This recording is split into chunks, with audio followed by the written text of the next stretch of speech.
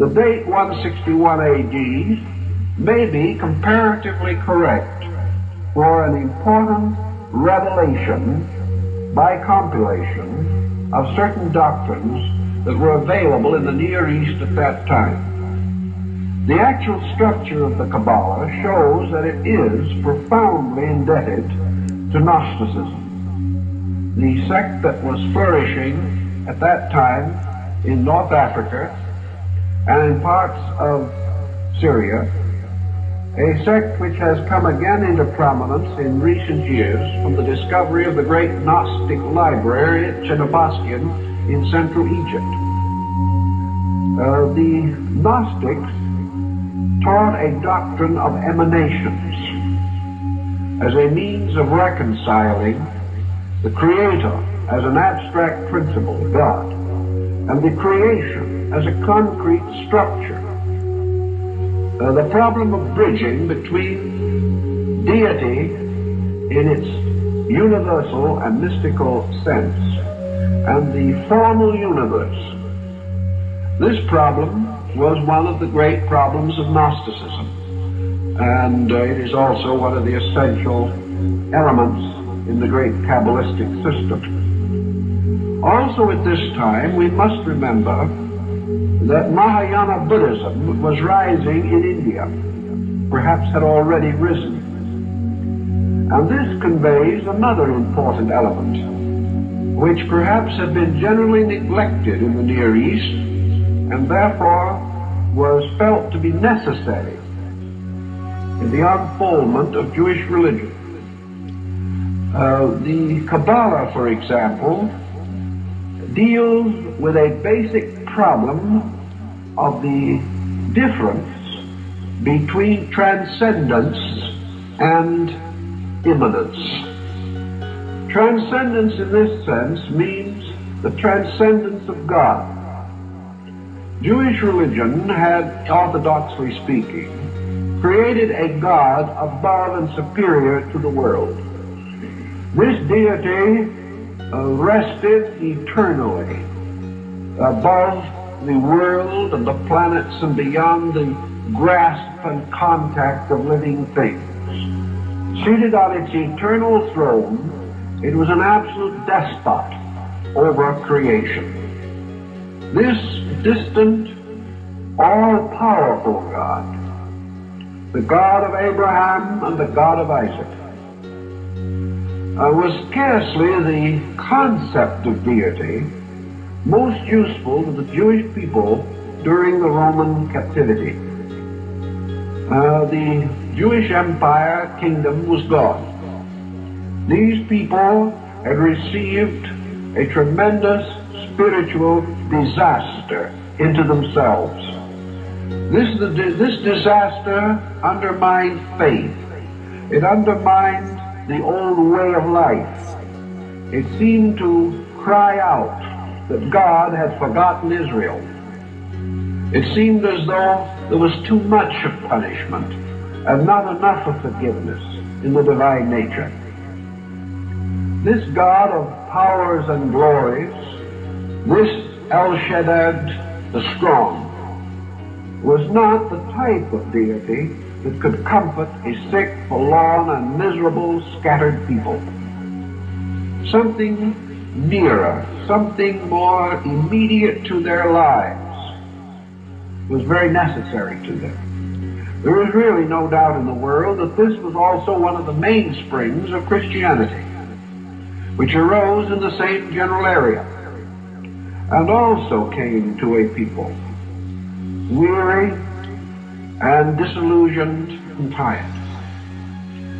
This sense of Christian immediacy certainly profoundly affected the religions of the West, especially through the Christology of St. Paul.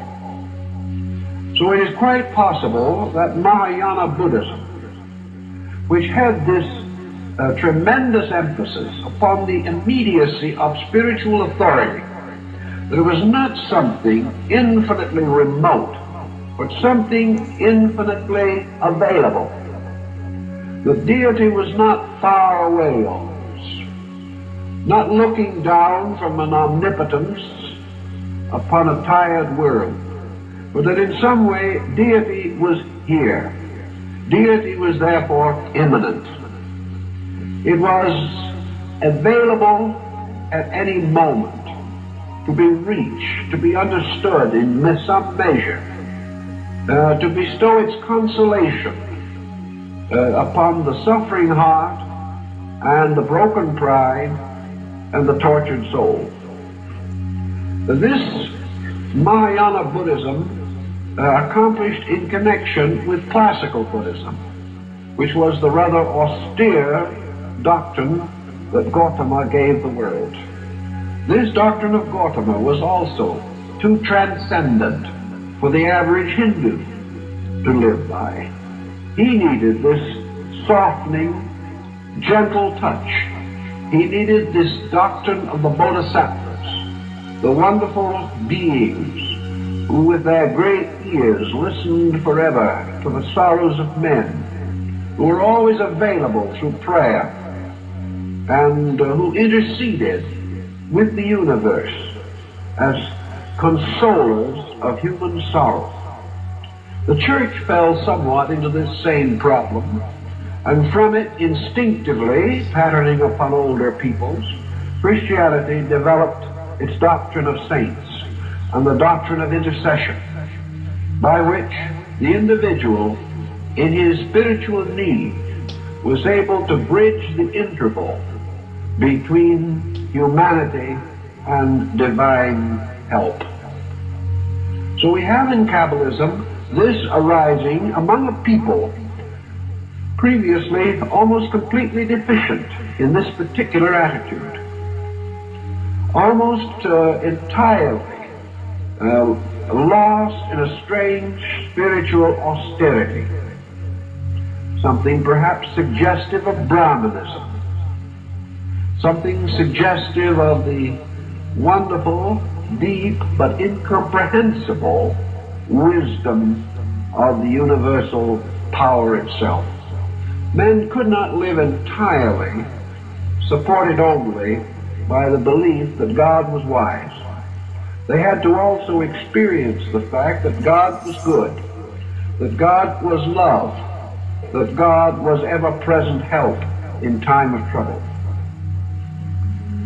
It therefore would seem reasonable that during the difficult periods in Jewish history, a number of sects should arise, like the Gebas of Hebron, the Nazarites, and the Essenes, who were to emphasize this phase of the divine presence, that not only to the great scholar, the learned master of the Sanhedrin, would this spiritual presence of God be known, but also to just ordinary people who could reach deity in some inward experience of their own. While the old Jewish system did not emphasize such intercession, it was to a measure present, at least archetypally, in their beliefs. For the system of Jewish prophets is almost unique in the religious literature of the world. These men of the wilderness and in the desert, these comparatively uncouth persons who dared to rise up in the presence of kings and threaten the wrath of God upon the unbeliever or the disobedient, even as the prophet from the wilderness dared to stand up and accuse David the king. So there were these men of the wilderness who lived close to God and who seemed to speak with the authority of deity. And this group together were called the prophets. And the Old Testament contains a number of prophetic books attributed to them. And all these books imply that these prophets had in some way attained knowledge of the divine will, of the divine purpose, and were therefore empowered to warn the people of the wrath to come. At the same time, we find running through the Kabbalah interesting scientific elements. And most of these elements probably must be traced back to the Greek Pythagoreanism. It is sometimes held now that the Essene community at En-Gedi by the Dead Sea was originally founded by Pythagoras. In any event, the Greek system certainly influenced both the Essene school and the Therapeutai of Egypt, another mystical Jewish community. The monadology of Pythagoras, his doctrine of number and numeration, certainly has become so associated with the Kabbalah that today many people, popularly referring to numerology, will call it Kabbalism. Certainly the Kabbalah did deal with a philosophic use of number to represent principles, to represent forces and powers, and to reduce universal processes to numerical equivalence. Also, the old idea of reading the meaning of names seems to have risen from this concept. For today, numerologists will take the letters of a person's name and finding the numerical equivalent of these letters will add them up, place them under the discipline of notoricon and gematria, as it is called in the Kabbalah, come to a sum number composed of the letters of a name, and then attempt to delineate or to variously analyze that person through the number of his name. Also, the ancient Hebrew belief that the days of man's life are numbered. Now, we have always interpreted that to mean that he could only live so long, but that these days might be numbered in some kind of a mathematical or magical manner has not generally occurred to the reader of Scripture. So in the numerical system of Pythagoras and other aspects of Greek philosophy, we find material which later, passing through a certain Judaistic interpretation, was embodied into the structure of their Kabbalah of numbers. Rabbi Akiba, in the Sefer Yetzirah, which was the book of the numerations, also gives us valuable information as to the numerical equivalence of the letters of the Hebrew alphabet. So here we have another phase of the subject. In Kabbalah also, as it passed particularly down into those dark and mysterious years which we know as the Middle Ages, certain elements of necromancy occurred. And to what degree this was essentially different from the demonism of Europe itself, which was passing through a psychological condition which seemed to make these metaphysical things a little too real. What the relationship was, we do not actually know. But we know that magic mingled with alchemy, that magic is to be found in many of the old Hermetic books, and that the various grimoires, or books of conjuration of spirits, all make use of Kabbalistic elements. Thus the signatures of angels and demons, and all of these mysterious rites by which spirits were invoked out of the misty deep of space. All these came finally to be called Kabbalism. Agrippa von Netzheim was one of those scholar mystics, esotericists, who combined magic, Hermetic arts, the Kabbalah, into a strange and mysterious compound, which caused him considerable religious difficulty before he got through with it. But at the same time, the policy was present. This is probably one of the reasons why, after we came out of the Dark Ages into a more modern point of view, that the Kabbalah was held in fear or disrepute. It was because it seemingly had been associated with demonology and witchcraft. It was also used and is still used in some parts of Europe and even in parts of Asia where Jewish communities exist for helping so-called possessed persons to get rid of evil spirits and things of that nature. All of these incrustations, however, actually belong to what might be termed the misunderstanding of the subject. The Jewish congregations in these dark periods were not much better informed than their Christian counterparts, and as a result, superstition was general. And out of these superstitious practices has come much of the bad reputation from which the subject has suffered. Let us assume then, for our purpose at this time, that Kabbalism really began, not necessarily among the Jewish people at all, but certainly it arose in a period extending between the 6th century BC and the 4th century AD. This millennia that lies in that span was in that time just about as cataclysmic as our modern world appears to us.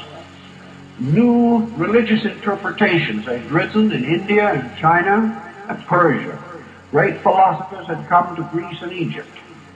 And the centers of culture at that time were moving rapidly in their spiritual understanding from a more or less archaic foundation to the very position which modern religion now occupies.